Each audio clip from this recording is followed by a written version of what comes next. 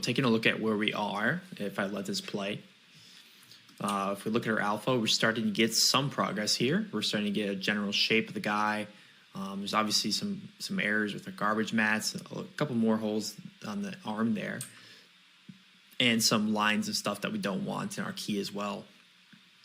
But I'm going to tackle each problem at a time. So we'll go first for this head. So let's try to get his head keyed.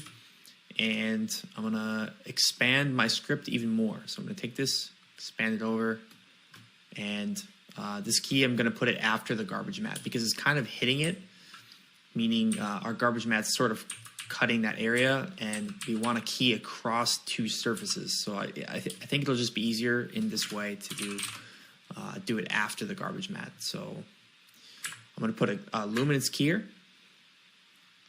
and drag it all the way down like this, and see if we can get a key at this area. So before, I'm just going to look at the image and look at the color channels to see if there's any channel that has the most contrast. If I look at the green channel, if I hit R, G, and B, I'm looking at the different channels to see if there's any that have a light background and a dark foreground. It looks like the one that has the most contrast is the green channel. You see that's very dark and it's bright. But if I look at the blue channel, it's a little bit brighter. So the green channel is going to actually give us a good key. So we can just use this channel to create an alpha. So I'm going to disable. You can either just uncheck the red and the blue, and it'll generate an alpha based off of the luminance of just the green channel.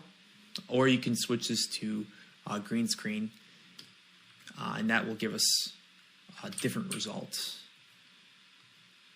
Sorry, actually, yeah, we want to just keep the luminance key. We don't want to target the green specifically. We just want to target the luminance in the green channel. So we just want to turn off these two little boxes there. And then I'm going to pull the bars as we do and try to isolate our character off that background. So we see it's going to be a little bit tricky because there's some dirt and stuff like that on that pole back there that probably is going to be a little bit tricky to get rid of. We can make a really harsh key, but then we might lose a little bit of hair detail like up here.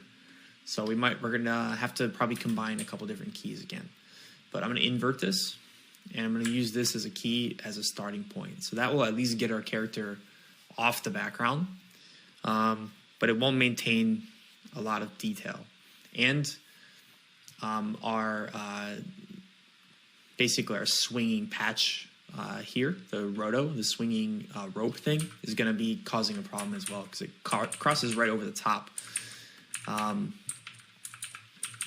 So let me just think about this for a moment. So if we want to do this, we could put it, I'm just trying to figure out where's the best place in the script to put it. So we look at our alpha before here, we could do it here, and then we could garbage out. We could adjust the garbage mat to not garbage out this area. So we could do something like that and move it over. Or we could put it between the garbage mat and the holdout so that the rope will basically come across. And I think that's probably the best place to put it. So if that doesn't make sense, it'll make sense in a second. So let me just move this down, and I'll continue to explain as this is going in. So I'm going to put this key between the garbage mat and before the holdout. So this key gets our edge of our head here. So key mix it, and we'll put it here, and we'll mix it using a mask. Make sure we grab reformat, and we'll put it on the edge here, and so you can see exactly what that's doing. So we're kind of garbaging out all these problem areas, but then we're garbaging out a little bit too much, but we can use a key to get some of it back. Although the key is shrinking too much on the top of his head, so it's not working great for there, but it's kind of working on the side of his head. So we're going to do it like this, and we'll try to use as much of it as we can. So we see down here it doesn't work very well, so let's just try it like here. And what we can do here is to kind of blur it together a little bit.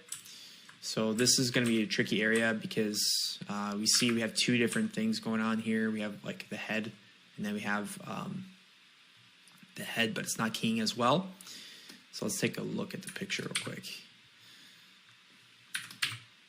So maybe we need to adjust our alpha a little bit, because that's maybe not capturing as much as we could. Yeah, we're gonna have to combine, it looks like, 2 keys in that area, because we need to have a really harsh key to get him off of this thing, but then it's pushing too far. So I'm gonna do 2 keys and make this one a little bit less harsh. So it won't work over this, but it will work here and give us a little bit more detail. Let me just try enabling the other channels to see as well if it gives us a better key. It looks like, in general, we actually might get a better key by having all 3 channels checked. Let's compare.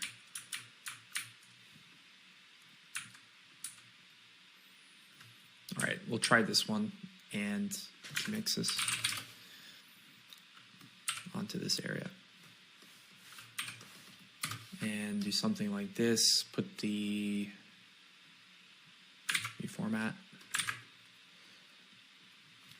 and just blur it out a little bit and check that out. So we get a little bit of that detail back. In this case, what we could do, we could actually blur this a little bit, so we could actually blur it out, or we could erode it out a little bit. So we could do an erode if we want to try to match the edge, sort of, and just do like a soft, maybe a box erode, which will kind of push it out like that, and then we can just blur the edge just a tiny bit. So something like that. So those 2 little tricks there will help match that edge, and we can just check what that looks like on the final result.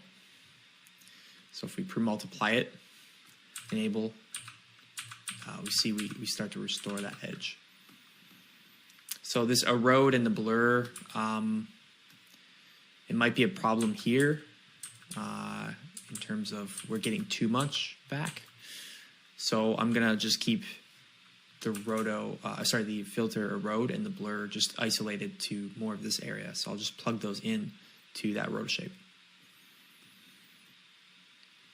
We'll just grab those 2, plug them in. So now it's just going to erode this area, and we can feather it off.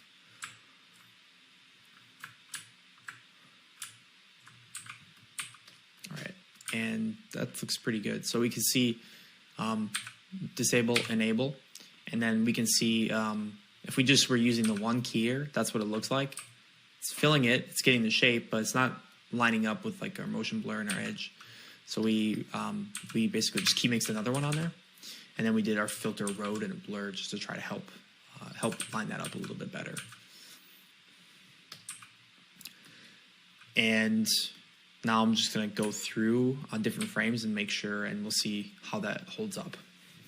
So we'll go to a different frame and make sure that we animate our key mix as well. So we need to animate this guy so that these rotos will always stay on the right thing. So we're key mixing it there, and then we're using another roto shape to push it out. So this roto is here, and the key mix roto is here. So I'm controlling 2 different roto shapes to get this to line up.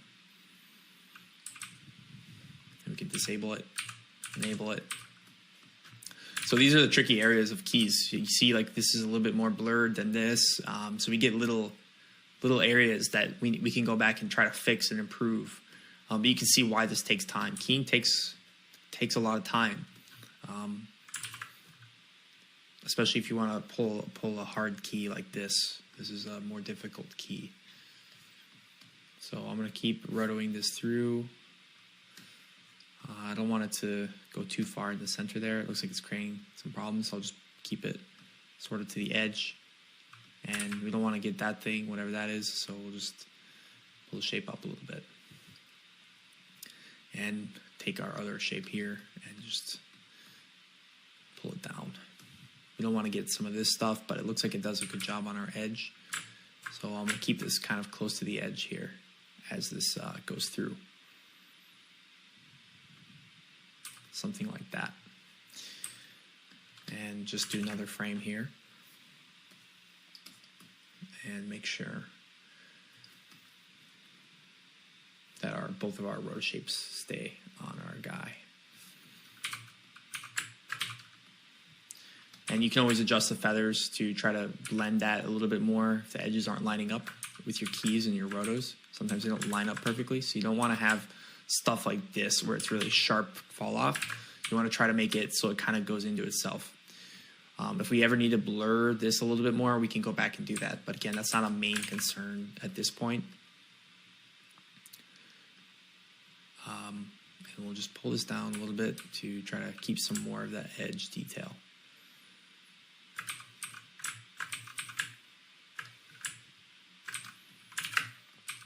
And that's looking pretty good. So you can see how long just that little area is taking. I don't know how long this video has been recording. I don't know, probably 10 minutes or something. And that's just one portion of the head. So a key can take you many hours, many days even, if you're working on feature film, if you're expecting a very high level of quality there. So, okay, so we basically solved one area of the head. I think it's looking pretty good compared to what we had. So if we disable it, you can see we had a whole chunk missing, and now we've basically restored it. And we're keying across this pole. So even though it's crossing the pole, we've mixed keys in a way that it's still kind of handling it pretty well. Maybe we could just pull that up so that we don't get that piece. But it's handling pretty well.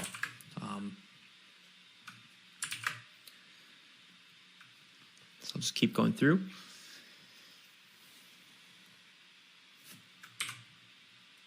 And I'll grab this piece and let's just pull it a little bit closer so we don't get those little gray pieces.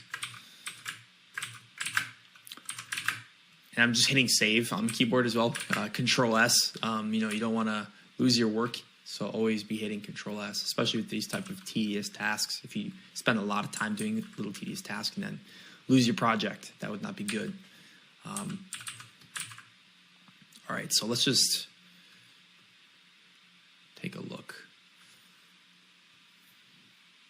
So that's working pretty well. We haven't done the top part here where it's going over the beam.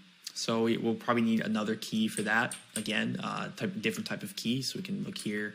Maybe this key that we did might even work for it, but I'm gonna try a different key just to see if we can get that. And there's also some really easy areas we can clean up if we just wanna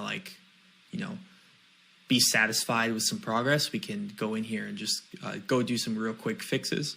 So we could go to the garbage mat, and I'm going to add another thing here and just add another rotor shape and merge it over. And we can just start to take care of some really easy areas of the key like this. I'm going to hit disable for now so we can just roto it out. And we'll just roto out the areas that sort of are easy to get rid of.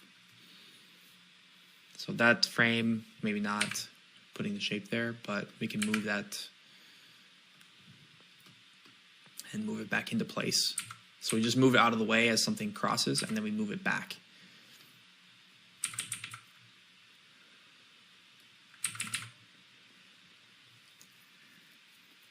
And yeah, that should be pretty good. We get rid of that thing. All right, and same thing for these little areas. We'll go through and do little cleanups at the end of our key. Like this, we could probably fix pretty easily with either another key or just on this little piece of the arm, and then just remove this piece. Obvious stuff like this, we can just add it to our garbage mat. So we basically just go in like this and remove it.